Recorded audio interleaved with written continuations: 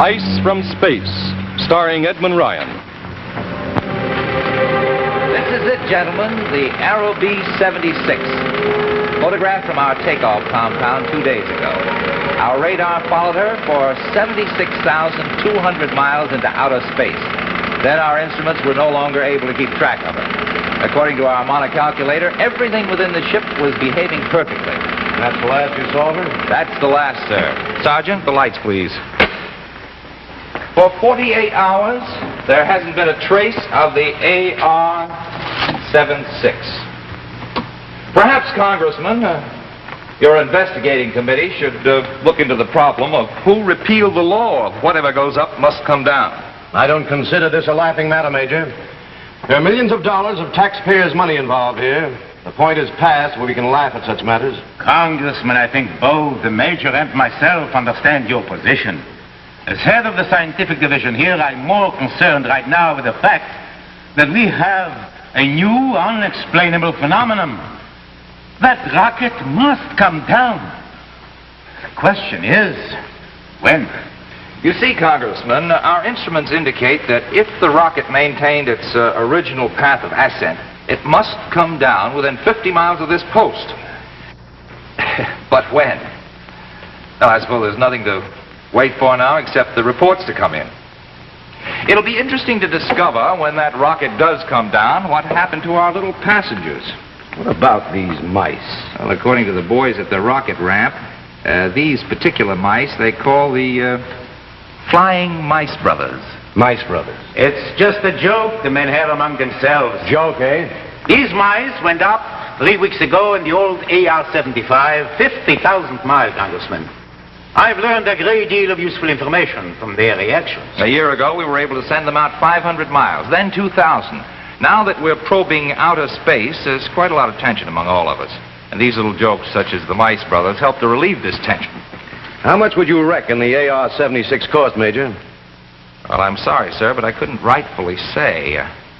As you know, the 76 was designed as the first rocket to carry a man, though it hasn't done so yet. If you're going to be close-mouthed about it, I can always appeal to Washington. Well, my orders confined me to the launching of the rocket, nothing more. I simply followed my instructions. Your father would have known how much was involved. Your father would have made it his business to know everything about the project.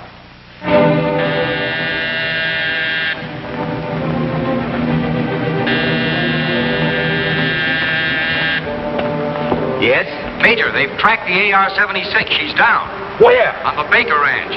They called in, said their kids have already located it in a mesquite. Kids? Sergeant, get Lieutenant Garcia to take a detail over there right away. Yes, sir. Get the Baker family on the phone. Tell them that AR is government property and to keep their kids away from it. Yes, Major. Have him take a recovery group out there and get a report back to me as fast as possible. Now get a move on.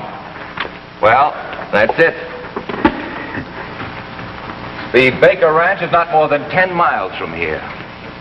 Well, she finally came down. But why the delayed return? She should have come down within hours after the takeoff. What do you make of this, Dr. Meshkel? It's strange. Very strange. Are you making any guesses as to what we'll find inside? Not just now. I think we better wait and see it for ourselves. I hope it's not badly damaged. After all, these things cost lots of money. 1 o'clock. Any idea how long before we'll be able to see it? We'll wait for word from the recovery group, Congressman.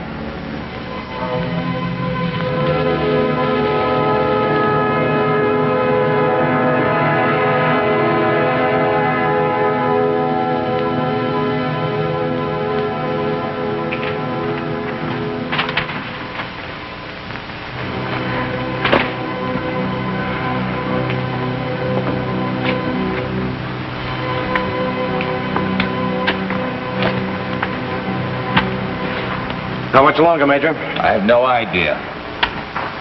Sergeant? Yes, sir? Any word from that recovery group? Not a word, Major. I want to be notified immediately when they're sighted. Immediately. Is that clear? Yes, sir. It's been over 2 hours since Dr. Meshkoff left with the lieutenant. Any idea what might be detaining them? Could it be anything serious? Might be anything. Anything from a broken axle on the tow truck to a broken head. How should I know? I'm sorry, Congressman. I didn't mean to jump on you. The heat, the pressure, and my bad manners. Perfectly all right, perfectly all right. Thanks. One gets used to that sort of thing on the investigating committee. But please try to understand my position. I believe I do understand it, sir. The enormous amount of funds being requested by your superiors for these so-called top-secret projects is beginning to raise questions. You military people are secretive about everything except the amounts of money you require. Naturally. And quite naturally, my committee became curious, quite curious about these new explorations into outer space. They've expressed a desire to know why money is being expended for such items of expense as your flying mice brothers, as you put it. I'm sure your father wouldn't have countenanced this. Will you please stop telling me how my father would have done things? He was a great man, Major. A credit to his country and to you. This is my problem, not his. I'm running this project, not my father. Yes? Our retrieving group reported back, sir. They've taken the rocket over to the barn on the Baker Ranch. Why did they do that? Order a jeep for me. If you're going to the ranch, I'd like to go with you and see the rocket or what's left of it. As you well know, this project is top secret. I'll have to ask you to remain here until we make our preliminary examination. Now, see here, Dozier. I represent the Congress of the United States, and I'll brook no interference from the military. I'm sorry, sir, but I'll have to refuse you. And don't tell me what my father would have done in my position.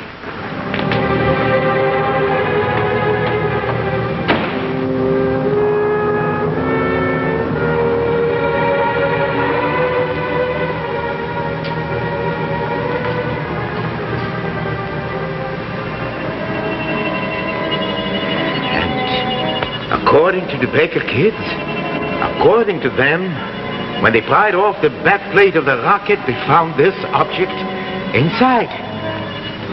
And the mice? Dead, sir. Frozen stiff. There was no evidence that the rocket had been tampered with during its ascent or descent. Doctor, what is the possibility that something or someone could have dismantled this projectile somewhere out in space and then put in this thing? Common sense would make me say that such a thing is an impossibility. Yet, here it is. It was not in the AR-76 when it went up. Now, here it is. Who is to say how such things happen? Then what next? I must have time. I must analyze this substance, test it, see what it's made of, discover its properties. Very well, Dr. Meshkov. My facilities are at your command. I don't know. Perhaps it came through the hull while it was in a gaseous or liquid state. Then, once inside, it turned solid. You mean it may have seeped through the metal? I'm only guessing, Major. I've arranged to have Lieutenant Garcia move it here in order that it may be further investigated and analyzed, sort of in isolation. I have never seen anything like this, harder than steel or any new alloys, glowing like molten lava, yet freezing the very air about it with growing intensity.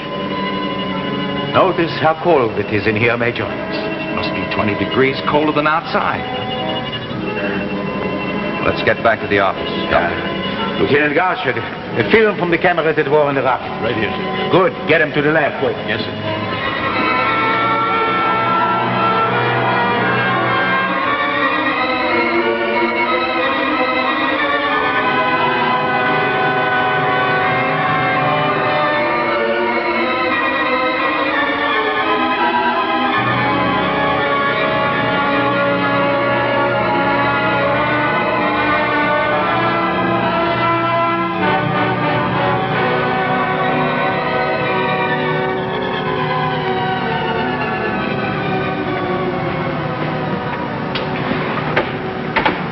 Well, what have you found out?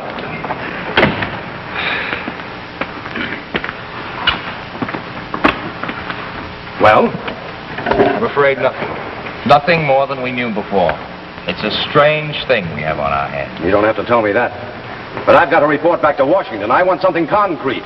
I can't send a wire saying we have something strange in our hands. Congressmen have sent stranger messages than that, Mr. Burns. Now, see here, Dozier.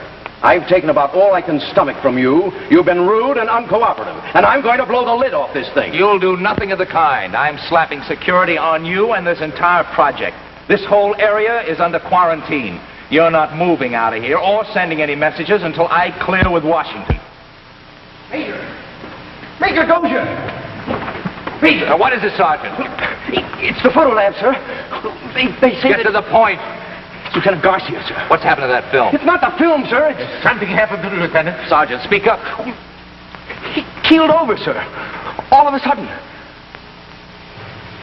He's dead, sir. He's frozen to death.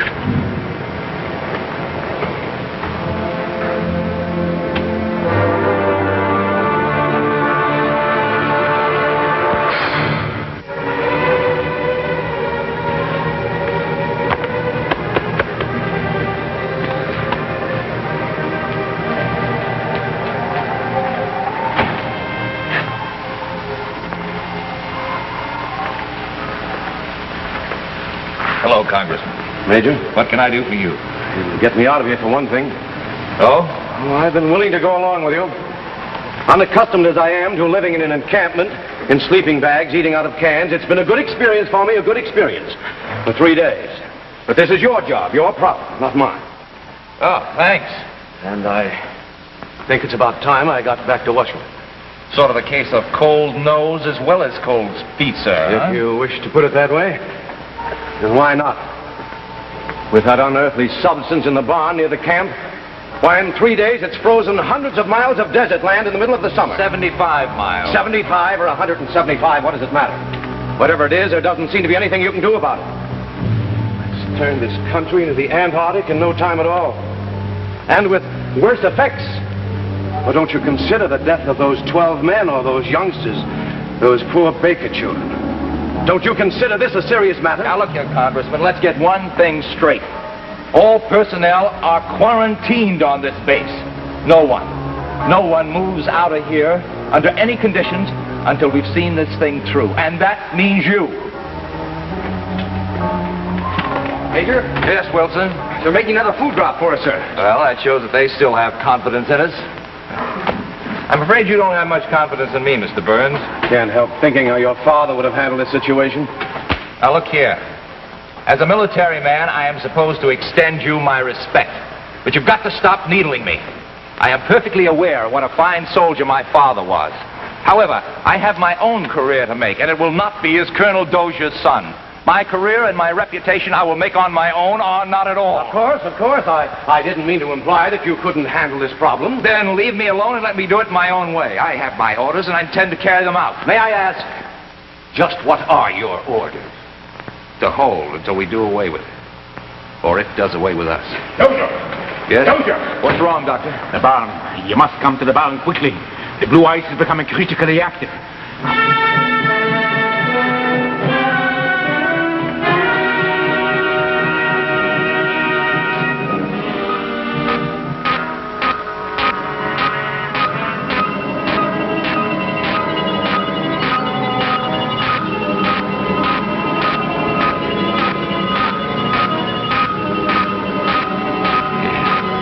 It does seem worse. Much worse. What do you mean, Doctor? Well, after the first 24 hours, it seemed the radiations seemed to level off. Like an invisible glacier, slowly moving, growing. But now, its radiations have doubled in intensity. Double, but how? Why? 6 hours. In less than 6 hours, it contaminated more of the surrounding area than it has in the last 3 days. It's unbelievable. Yes. Even with it stretching out before your very eyes, mile after mile of frozen desert, gleaming under a hot sun at sub-zero temperature. Can't go on like this. It mustn't. What'll happen when it's sighted by some tourist or engulfs one of these desert towns? Fortunately, this mesa was selected originally because it was isolated. Now I've made this whole zone a heavily guarded area, 500 miles wide. But with its increased intensity, there isn't much time before the French will envelop a town here, a railroad junction there, and then the panic will begin. I know. There must be some way. There has to be a way. It's no use. No use. We have tried everything within our resources to destroy it, to change its substance, heat, acids, firepower. Don't you have any idea what it is? A molecular structure completely unknown to us. Neither vegetable nor mineral. frozen thing may be alive. And possibly in communication with others on the periphery of outer space. Others like that one? Why not? What would they want here? The heat and the warmth of our world, which has been previously denied them by the protective gases that surround us, until we provided them with a conveyance, the AR-76, self-powered, designed to provide protection from the friction of descent. But who can know their real purpose? The only thing that matters now is the removal of this cosmic substance, its destruction, before it destroys us and contaminates the earth, mile by mile. Our farms, our cities.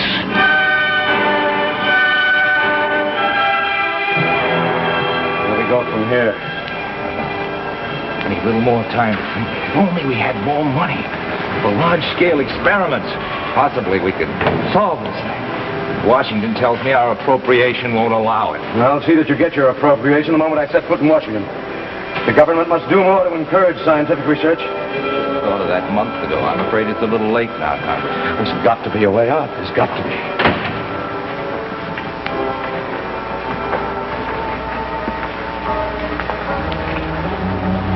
Anything new? Nothing at all. Ozone area keeps expanding and growing faster and faster. We are now in the middle of a patch of ice and snow 300 miles in diameter. I think we are beaten. This can't be. We can't give up now. What would you have us do? Sit here until the whole country becomes a frozen wasteland? Not unless you have any other suggestions, Major. As for me, I'm tired. Doctor, is the AR patched up yet? Yes, the damage was relatively minor. It's all fixed up again, ready to fly. Why do you ask? Oh, no reason in particular. Surely you don't have in mind sending the 76 up again? I don't know. That would be madness. Doctor, we can't sit on our hands. Something must be done. What can we do? It might come down with still another piece of ice in it, and there, where would we be? He's right. If that's what you're thinking of, get it out of your mind. Gentlemen, if you'll excuse me, I've got some work to do. I'm going to my quarters. Good night, Mr. Burns. Good night, Doctor.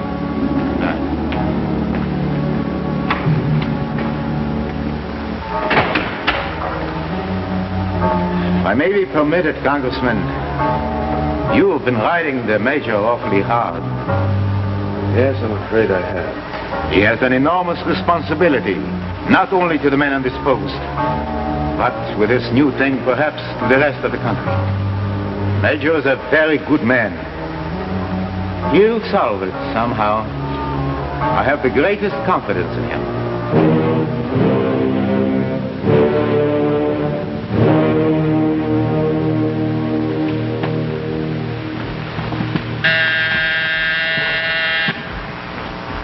Yes? Still no sign of Major Dozier, sir. He's not in his quarters nor on the post anywhere. Thank you. I don't understand it. It's been over 4 hours. Where could he be? I hope nothing has happened to him. Sergeant Wilson, Yes, sir? have you tried to make a see if the Major's there? No, sir. I haven't tried there yet, but I will now. Good. Call me right back. Yes, sir. Thank you. I don't know, but I'm going to find out. Wilson! Sergeant Wilson! Yes, sir? What was that? I don't know, sir. It sounded like the AR-76. AR-76, but that's impossible. It's not impossible, Congressman. Sergeant, get over to the Major's quarters on the double. See if his executive officer knows anything about his whereabouts. Yes, sir. Get me through to the Baker. Lieutenant Hallisey here. This is Meshko. What's going on out there? Sounds crazy, sir, but the AR-76 just took off. Wait. Let's get out to the Baker Ranch. I tell you, sir, I don't understand. You the corporal tells me that the major came in here and gave instructions to load the ice into the AR-76. The corporal just followed out orders. Got 3 men and they loaded it in. Then the major gave orders to clear the field. Walked over to the 76 by himself. One of the men said he thought that he saw him climb in, and well, the next thing we knew, it took off. Tell me, that fool took off in that rocket. It hasn't been fully tested. I'm afraid, Congressman, that fool did just that. We found this in his quarters, sir.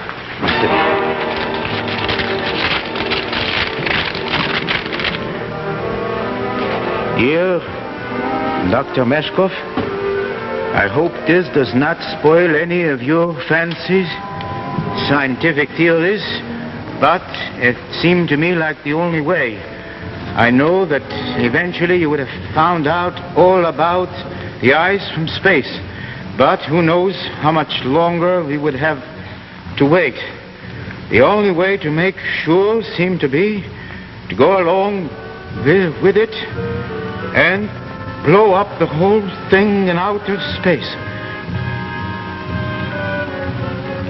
Had I sent up the rocket alone, it might have come down again with the same cold cargo. Goodbye and Godspeed. That's all there is. That's his last will and testament. I guess that makes 2 Dozers our country has to be thankful for. Yes, Congressman. 2 Dozers.